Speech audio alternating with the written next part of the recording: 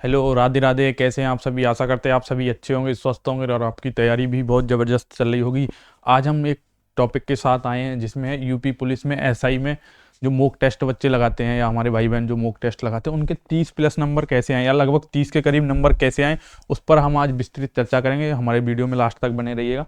तो हमने एक पॉइंट वाइज लिख रखा है 30 प्लस नंबर कैसे बढ़ाएं, 30 प्लस नंबर लाने का कैसे सही तरीका, क्या स्मार्ट तरीका। अभी टोटल कितने दिन बचे हैं? लगभग 75 दिन। अभी कितने दिन से 75 दिन से 75 दिन में क्या 30 प्लस नंबर लाए जा सकते हैं? तो हाँ, बिल्कुल लाए जा सकते हैं भाई, बिल्कुल लाए जा। स्मार्ट तरीका से आप स्टडी करेंगे, लगभग 2 घंटे आप अगर जीएस को देंगे तो आपके लाए जा सकते हैं, बेहतर नंबर लाए जा सकते हैं। तो हमने इसमें लिख रखा है यूपी पुलिस एसआई में जो पिछले एग्जाम में, जो पीछे एग्जाम हुए हैं 2021 में, 17 में, तो उनमें मैंने देखा है कि कैसे मतलब क्वेश्चन पूछे गए, उनका ट्रेंड क्या था, मतलब किस पोर्शन से, किस सब्जेक्ट से कितने क्वेश्चन जीएस में पूछे गए। जीएस में टोटल 40 क्वेश्चन पूछे जाते हैं। कितने? टोटल 40 क्वेश्चन पूछे जाते हैं। उसमें पॉलिटी और पॉलिटी, जीएस में पॉलिटी का वेटेज सबसे ज़्यादा होता है। किसका वेटेज सबसे ज़्यादा होता है? पॉलिटी का। पॉलिटी पॉलिटी और अधिनियम और बीएनएस, पॉलिटी, अधिनियम, बीएनएस से टोटल मिला के कितने क्वेश्चन पूछे जा रहे हैं? 18 से 20। आपको ये पता होना चाहिए किस पोर्शन से कितने सब क्वेश्चन पूछे जा रहे हैं, सब्जेक्ट के कितने क्वेश्चन पूछे जा रहे हैं। उसी हिसाब से आप अपनी तैयारी करते हैं, उसी हिसाब से अपनी स्ट्रेटजी बनाते हैं। तो 18 से 20 क्वेश्चन पॉलिटी और अधिनियम से पूछे जाते हैं। तो 18 से 20 में 2 सब्जेक्ट हैं, 2 में सबसे ज़्यादा वेटेज किसका है? पॉलिटी का। सबसे ज़्यादा किससे पूछे जाते हैं भाई? पॉलिटी से। सबसे ज़्यादा इसमें किससे पूछे जाते हैं? पॉलिटी से। पॉलिटी से किसमें सबसे ज़्यादा पूछे जाते हैं? पॉलिटी।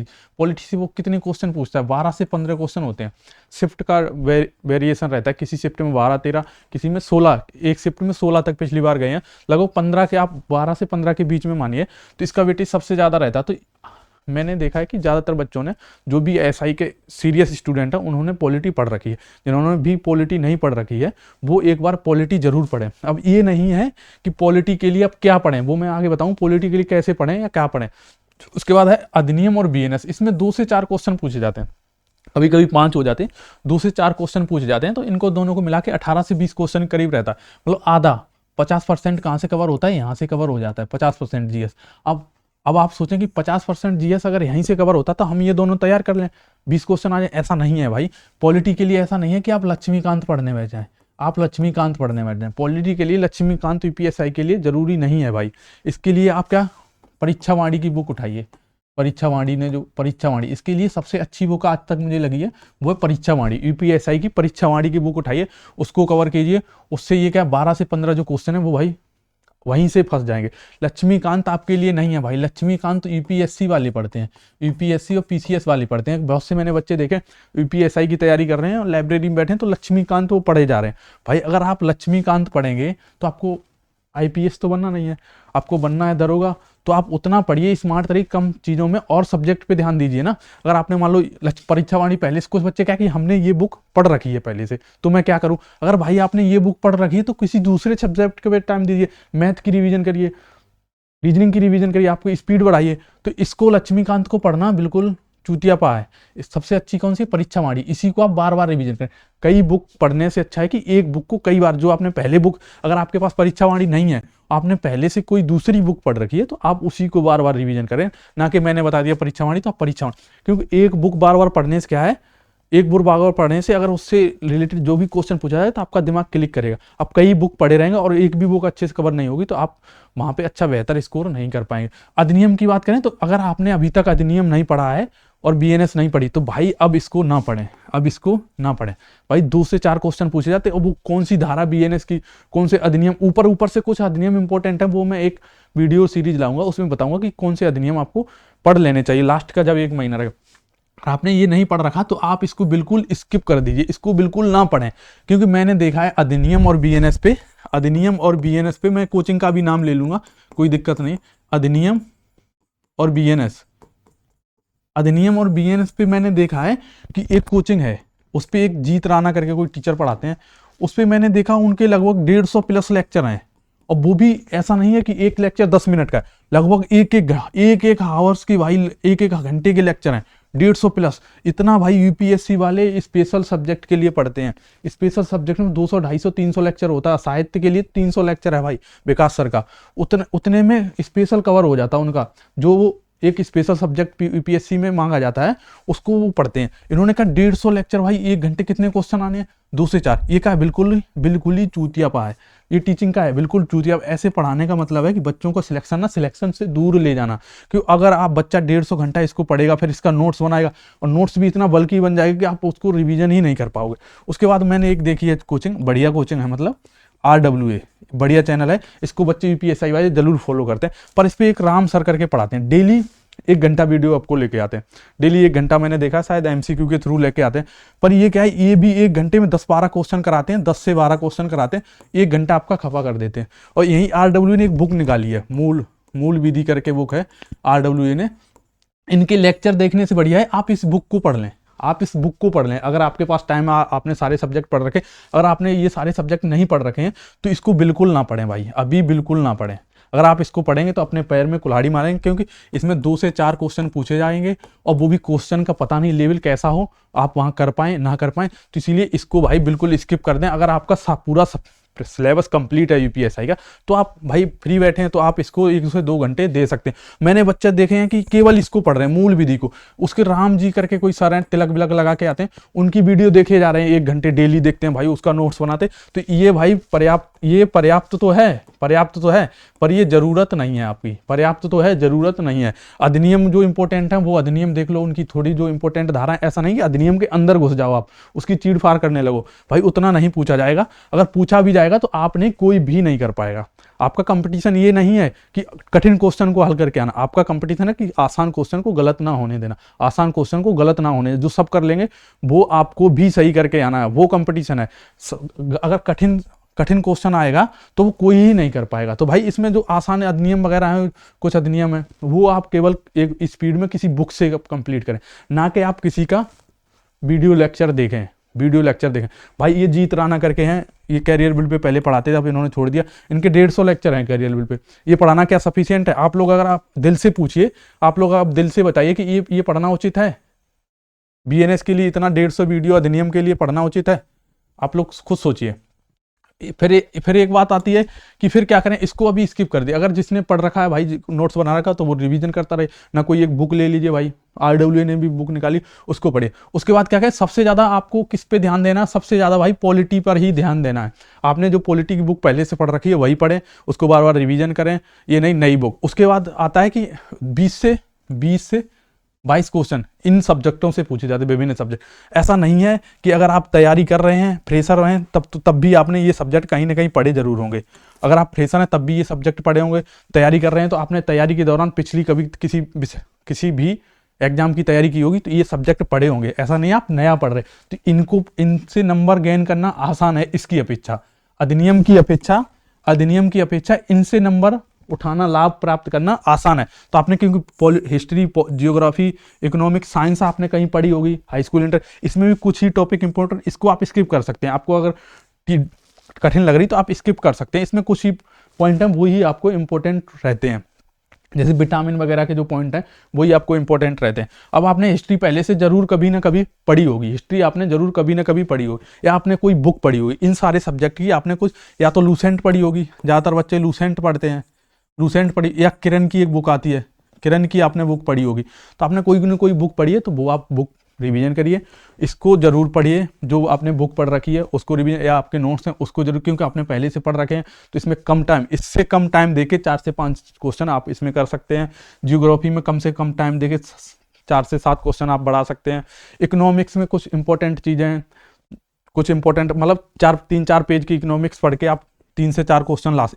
इसकी पूरी किताब पढ़ने से बढ़िया इकोनॉमिक्स को डेली 1 से आधे घंटे दीजिए। इकोनॉमिक्स को डेली 1 से आधे घंटे देंगे तो ये आपको यहाँ से ज़्यादा नंबर ये सब्जेक्ट दिला देंगे। मैंने देखा बच्चे ये पढ़ते हैं, इसको टाइम ही नहीं दे रहे हैं। ये सब्जेक्ट हिस्ट्री, जियोग्राफी, इकोनॉमिक्स को टाइम ही नहीं दे रहे हैं। और एक चीज़ और, यूपी स्पेशल में 2 से 3 क्वेश्चन पूछे जाएंगे। उसमें ODOP हो गई, रामसर साइट्स हो गई, पश्चिम विहार हो गए, जनसंख्या पे क्वेश्चन आना ही आना है 1 से 2। यहाँ पे जनसंख्या किस में आती है? जियोग्राफी में। भाई जियोग्राफी इन सब्जेक्ट में सबसे ज़्यादा वेटेज जियोग्राफी का है, क्योंकि जियोग्राफी में कई सारी चीज़ें आ जाती हैं। राष्ट्रीय पार्क हो गए, अभ्यारण्य हो गए, नदियाँ हो गई, घाट हो गए, पर्वत हो गए, दर्रे हो गए, ये सारे किस में आते हैं? जियोग्राफी में। तो और जनसंख्या से यहाँ से क्वेश्चन पूछना ही पूछना। कुछ इंपॉर्टेंट टॉपिक हैं वो आपको जरूर आएंगे, जैसे जियोग्राफी के इंपॉर्टेंट टॉपिक, जियोग्राफी के जो भी इंपॉर्टेंट टॉपिक होंगे वो मैं एक सीरीज बना रहा हूँ, एक वीडियो सीरीज बनाऊंगा, उसमें क्या हॉट स्पॉट करके एक सीरीज बनाऊंगा, उसमें जो क्वेश्चन जो चैप्टर ज़्यादा पूछे जाते हैं उनको मैं सही से एक्सप्लेन करके समझाऊंगा, उनसे बाहर नहीं जाएगा। तो आप अगर हमारा चैनल सब्सक्राइब नहीं किए तो चैनल को सब्सक्राइब कर सकते हैं, पर मैं ये नहीं कहूँगा कि हाँ केवल हमसे पढ़िए, ये नहीं, हमसे पढ़िए। आपने जो जियोग्राफी के नोट्स पढ़े हैं पहले से या कोई बुक्स पढ़ी है, आपने नोट्स बना रखे हैं, किसी कोचिंग के आपके पास नोट्स हैं, तो वो जरूर पढ़ें। और जियोग्राफी पढ़ने का सबसे अच्छा तरीका है मैप के थ्रू। आप मैप के थ्रू पढ़ें, आप मैप के थ्रू पढ़ें जियोग्राफी को, आप मैप के थ्रू पढ़ें, क्योंकि मैप से पढ़ने का मतलब है कि आपकी मेमोरी में लॉन्ग टाइम रहता है। आपको मैप पता होना चाहिए कि कौन सा दर्रा कहाँ पे है, कौन सी चीज़ें कहाँ पे हैं, आपको मैपिंग पता होनी चाहिए भाई। आपको पूरी मैपिंग याद होनी चाहिए कौन से जिले, तो आपको मैपिंग से ही 2 से 3 क्वेश्चन देखने को मिल जाएंगे, 2 से 3 क्वेश्चन मैपिंग से ही देखने को मिल जाएंगे। तो आप अभी तक समझ गए होंगे। इसको नहीं पढ़ना है, हिस्ट्री, जियोग्राफी, इकोनॉमिक्स, आप इसमें दो में इसको हिस्ट्री और जियोग्राफी को सबसे ज़्यादा पढ़ेंगे। हिस्ट्री जियोग्राफी को आधे घंटे अगर आप देखेंगे तो इससे ज़्यादा बेनिफिट इसको मिलेगा। उसके बाद रहता है एक पोर्शन करंट का, उसके बाद रहता है करंट का। करंट मैंने देखा करंट को आप केवल लास्ट टाइम जब 1 महीना बचे तब आप कोई बुक उठा लीजिए, कई पब्लिकेशन की बुकें आती हैं, उसको आप पढ़िए तो आप करंट कवर। ऐसा नहीं है कि डेली जो चैनल चलाते हैं ना, डेली सुबह करंट 1 घंटे, भाई 1 घंटे यूपीपीसीएस वाले, यूपीएससी वाले बच्चे केवल 1 घंटे करंट पढ़ते हैं, विजन आईएएस का या कुछ भी जो मैगजीन निकलती है, वो दृष्टि की मैगजीन, उसको पढ़ते हैं। आपको 1 घंटे पढ़ने का मतलब है आपका अपना टाइम वेस्ट करना।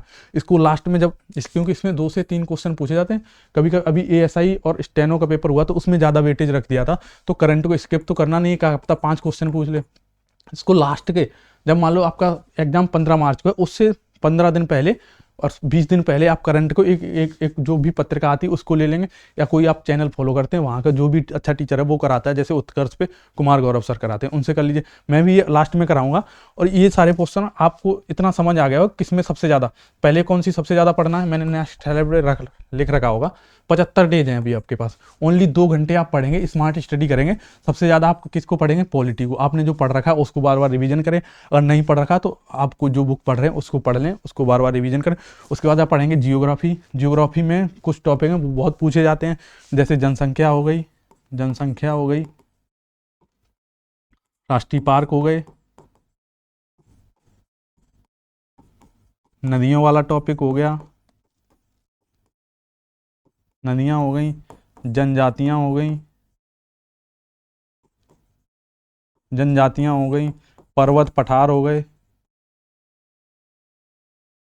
पठार दर्रे हो गए, और कृषि या मृदा से भी क्वेश्चन पूछे जाते। इसमें नदियाँ का, उसकी सहायक नदियाँ याद, ऐसा नहीं कि नदियाँ का पूरा एक्सप्लेन कर रहे हैं आप, सहायक नदियाँ आपको पता होनी चाहिए, जो मेन सहायक। ऐसा नहीं कि आज तक ऐसी कोई सहायक नदियाँ पूछी नहीं कि वो आपके टीचर बता रहा है तो आप उसको रटे जा रहे कि टीचर बहुत बढ़िया है, ये वाली सहायक नदी आज तक मैंने कहीं नहीं देखी, इसने बता दी। ऐसा नहीं है भाई, वो किताबों में इसलिए नहीं दी कि उसका कोई इंपॉर्टेंस नहीं है। जो इंपॉर्टेंस है, जो आपने जो एग्जाम में आता उसी को पढ़ो। जाना कि टीचर ने बता दिया, ऐसा किसी टीचर ने नहीं बताया तो आप उसके आधार पर वो टीचर अच्छा, वो अच्छा नहीं, वो आपको चूतिया बना रहा है। तो नदियाँ, सहायक नदियाँ, उनका उद्गम आपको याद होना चाहिए, जनजातियाँ 1 पेज में कहीं आपको नोट्स में कहीं लिखी होंगी, आप जनजातियाँ देख लीजिए। पर्वत पठार, इनको क्या एक मैप ले लीजिए, इंडिया का, उस पर ड्रॉ कर लीजिए। नदियाँ भी उसी पे बना लीजिए, कौन सी नदी कहाँ से निकलती है। जनसंख्या, ये इंपॉर्टेंट है, इससे 1 से 2 क्वेश्चन भाई आने ही आने हैं, इनसे 1 से 2 क्वेश्चन आने ही आने हैं। उसके बाद भाई इकोनॉमिक्स हो गई। इकोनॉमिक्स में क्या हो गया, इकोनॉमिक्स में पूछी जाती हैं जो पर कौन सी वो योजनाएं पूछी जाती हैं, कुछ योजनाएं इंपॉर्टेंट है वो पूछी जाती हैं। पंचवर्षीय योजनाएं पूछी जाती हैं, 12 जो अभी हुई हैं, पंचवर्षीय योजनाएं इंपॉर्टेंट हो गई। इसमें हो गया बैंक का स्थापना हो गई। कुछ ही इंपॉर्टेंट टॉपिक हैं, इसमें ज़्यादा पढ़ने का कुछ है नहीं, 4 से 5 पेज में आप अपने नोट्स बना लेंगे। बैंक हो गए, और कुछ इसके कुछ टर्म्स होते हैं वो आपको देखने रहते हैं, जैसे अवमूल्यन, अधिमूल्यन, ये सारी चीज़ें रहती हैं, उसको पढ़ना। साइंस एंड टेक में बायोलॉजी में जैसे विटामिन हो गई, ऐसी थोड़ी थोड़ी चीज़ें आपको याद करना है। टेक से सबसे ज़्यादा क्वेश्चन पूछे जाते हैं, और ये साइंस एंड टेक होती है, वो करंट पे आधारित होती है। यूपी स्पेशल को भाई, यूपी स्पेशल की आप कोई पतली सी बुक ले सकते हैं, इस यूपी स्पेशल स्किप भी कर सकते हैं। मेरा जो वीडियो सीरीज चल रहा है लेखपाल के लिए, आप उसको देखिए, उतना आपको पर्याप्त रहेगा। वीडियो सीरीज चल रहा उतना आपको पर्याप्त है। और एमसीक्यू करने का तरीका सही होता है। एमसीक्यू मैंने देखा है बच्चे एमसीक्यू किए जा रहे हैं। मैं अभी एक दिन लाइब्रेरी गया था, तो मैंने वहाँ एक भाई को, हमारे दोस्त को देखा, वो एमसीक्यू पढ़ रहा है। एक टीचर है हमारे आरडब्ल्यूए पे, एमसीक्यू करा रहे हैं। कैग कैग कैग से रिलेटेड एमसीक्यू थे उनके, और एमसीक्यू कितने घंटे के थे? केवल कैग पे उन्होंने एमसीक्यू दिए थे 1 आवर्स का भाई, 1 आवर्स का, 1 घंटे का, आवर्स नहीं, 1 घंटे का एमसीक्यू था। केवल कैग पे क्वेश्चन थे, कथन स्टेटमेंट थे, एक स्टेटमेंट, दूसरा स्टेटमेंट, तीसरा स्टेटमेंट। अब इसमें था कौन सा सही है कौन सा गलत, मतलब जैसे पीसीएस यूपीएससी पूछा, एक सही, दोनों सही, या एक भी नहीं सही, ऐसे ऐसे स्टेटमेंट भाई यूपी में, एसआई में नहीं पूछे जाएंगे भाई। यूपी आईपीएस नहीं बनना। तो ये वाली वीडियो आपको देखना ही बिल्कुल चूतिया है भाई। ये कैग का मतलब है कि आपके पास कोई बुक हो, आप बुक हो भाई, आप उसको बुक को पढ़ लेंगे। जो ये 1 घंटे एमसीक्यू करा रहे हैं ना, आप बुक से देखें तो 20 मिनट में कैग पे आप पूरा विस्तार से समझ जाएंगे, उसका तो छोटा सा नोट्स बना लेंगे। अब इसमें कैग में क्या इंपॉर्टेंट है, इसकी नियुक्ति कौन करता है, नियुक्ति कौन करता है, इनकी नियुक्ति कौन करता है, समिति क्या होती है, कैसे ये हटाए जाते हैं, मतलब जैसे सुप्रीम कोर्ट के जज को हटाए, कैसे हटाए जाते हैं, इनका इनके वो क्या है, समय वो कब तक ये मतलब रहते हैं, 6 वर्ष और 65 वर्ष अपने कार्यकाल, मतलब इसको कहेंगे कार्यकाल इनका क्या है, इनका काम क्या है, मतलब किसको रिपोर्ट देते हैं। बस इतने 4 ही 5 चीज़ें हैं, वो आपको इंपॉर्टेंट है। इन्होंने क्या 1 घंटा लगा दिया कैग पे, जो टीचर हैं इन्होंने 1 घंटा लगा दिया भाई। 1 घंटा पढ़ना उचित है? मैंने देखा बच्चे पढ़ रहे हैं। क्यों पढ़ रहे हैं? आरडब्ल्यूए का इतना नाम है भाई, बड़ा चैनल है, बड़ा चैनल तो है, अच्छे टीचर भी हैं उस पर। अब ऐसा थोड़ी नहीं कि अगर नाम है किसी कोचिंग का, अगर मान लो आरडब्ल्यूए का या किसी कोचिंग का भी, एग्जामपुर का, या एग्जामपुर मान लीजिए, एग्जामपुर का किसी कोचिंग का अगर नाम है, तो ये थोड़ी नहीं आप कुछ भी पढ़ाओगे। जो एमसीक्यू का मतलब होता है कि आपने सब सिलेबस पहले कंप्लीट कर रखा। एमसीक्यू जब करिए जब आपने सिलेबस कंप्लीट, या सिलेबस कंप्लीट करने से पहले। एमसीक्यू मतलब होता है कि आप बच्चे को समझ आ जाए कि हमारे एग्जाम में कैसे क्वेश्चन पूछे जाते हैं, ऐसे क्वेश्चन पूछे जाएंगे तो हम ऐसे क्वेश्चन करेंगे। तो एमसीक्यू का मतलब ये होता है, ना कि उसको जानकारी देना। अगर जानकारी देना तो आप कैग पे एक टॉपिक लेके आइए, चर्चा करिए कैग पे, पूरा कैग पे ही वीडियो बनाइए ना। एमसीक्यू लाने का क्या मतलब 1 घंटे का? तो ऐसा है, तो इन टीचरों से भैया बचिए, इन टीचरों से बचिए, इस जबरदस्ती के टाइम बर्बाद करते हैं। मैंने देखा बच्चे कहते हैं हम तो 14 से 15 घंटे पढ़ रहे हैं, अब मेरे मतलब अच्छे नंबर उनके आ रहे हैं 120, 125, 130, 130 प्लस भी स्कोर कर रहे हैं कुछ बच्चे, 130 भाई 130 से अगर 135 आ रहे हैं तो इससे ऊपर नहीं जा पाएंगे आप।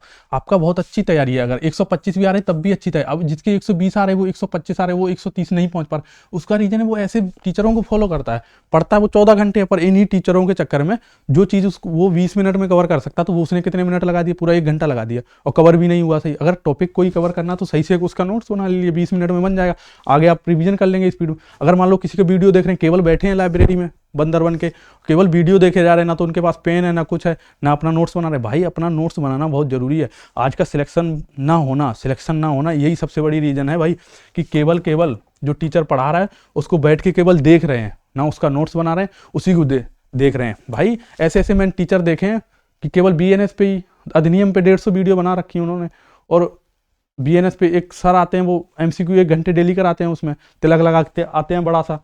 भाई ये करना उचित नहीं है। आप अपना नोट्स बनाइए, किसी प्रॉपर किताब से पढ़िए, या ऐसे टीचर को फॉलो करिए ना जो अच्छी चीज़ें आपको दे, उसी लिए आपने एग्जाम ओरिएंटेड वो चीज़ें बताए। एग्जाम में कैसे एमसीक्यू आ रहे हैं उनको कराना सिखाए, कि ऐसे एमसीक्यू पूछेगा, क्योंकि आपका माइंड डेवलप हो कि ये ऐसे एमसीक्यू हमारे उसमें पूछे जाए। जब आप जीएस पढ़ेंगे तो एमसीक्यू आप पहले से करे रहेंगे या तो बाद में करेंगे, तो आपके माइंड में जब पढ़ते टाइम थॉट आएगा कि अच्छा ये ऐसा चीज़ें दी गई हैं तो मेरा क्वेश्चन ऐसे बन सकता है, वो दिमाग में आना चाहिए। तब जीएस का मतलब ये नहीं कि रटना है। बहुत से लोग कहते हैं जीएस पढ़ता हूँ 2 दिन बाद पिछली चीज़ें भूल जाता हूँ आगे।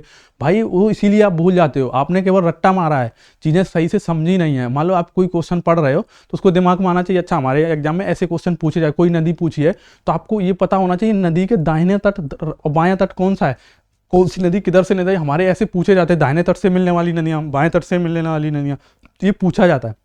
आपके दिमाग में वो थॉट रहेगा तभी तो आप लॉन्ग टर्म तक उसको याद कर पाएंगे। अब ये नहीं कि भाई बताए जा रहे हैं एमसीक्यू कराए रहे हैं, केवल एमसीक्यू देख रहे हैं भाई। एमसीक्यू अगर 17 मिलियन फॉलोवर हैं तो इसका मतलब ये नहीं सारे टीचर उस पर अच्छे होंगे। मैं ये नहीं कहता चैनल अच्छा नहीं, बढ़िया चैनल है, अच्छी तैयारी करता, बहुत बच्चे सिलेक्शन लेते हैं, पर ये नहीं कि जो आप वो बच्चों को करा रहे हैं तो आप अपने हिसाब से तय करिए ना कि ये सही करा रहा है गलत करा। मैं जैसे कराता हूँ ज्योग्राफी का, मैंने ये कराया है, गंगा यमुना दो आप प्रमुख मिट्टियाँ, ये यूपीपीसीएस प्री में पूछा गया भाई। ये प्री में आप कहेंगे प्री में पूछा गया तो इसमें ऐसे क्वेश्चन पूछे जाते हैं। उसके बाद हमने आपको समझाया है, आपको मैपिंग के थ्रू समझाया। उसके बाद हमने पूछा है ये भाई यूपी का सबसे बड़ा जिला, ये किस में पूछा गया, पैट 2000, ऐसे यूपी एसआई में पूछा जाएगा। उसके बाद ये यूपी पुलिस एसआई 2017 में पूछा गया क्वेश्चन है भाई, कहाँ पाई जाती हैं। उसके बाद बुंदेलखंड क्षेत्र की प्रमुख मिट्टियाँ कहाँ हैं भाई, काली मिट्टी, हमने ये मैप के बताया। ये एकमात्र टाइगर रिजर्व अब 4 हो गए। दुधवा राष्ट्रीय उद्यान एकमात्र है, कहाँ पाया जाता है, लखीमपुर खीरी में, हमने मैपिंग भी कवर कराई है। उत्तर प्रदेश का सबसे बड़ा बांध कौन सा, पैट में आया 2022 में भाई। यूपी पुलिस कांस्टेबल 2018 में आया है। रेहंद बांध कौन सी नदी पे, ये यूपीएसआई 2016। ऐसे क्वेश्चन बच्चों को कराओ ना कि जो उनके एग्जाम से ओरिएंटेड हों, जो उनके समझ आएगी हमारा एग्जाम में ऐसे क्वेश्चन पूछे जाएंगे। तो आशा करता हूँ हमारी वीडियो अच्छी लगी हो तो चैनल को लाइक शेयर सब्सक्राइब जरूर करें भाई, सब्सक्राइब जरूर कर लें, अपने दोस्तों में शेयर करें। अगर वीडियो अच्छी ना लगी हो तो आप डिसलाइक भी कर सकते। जय हिंद जय भारत।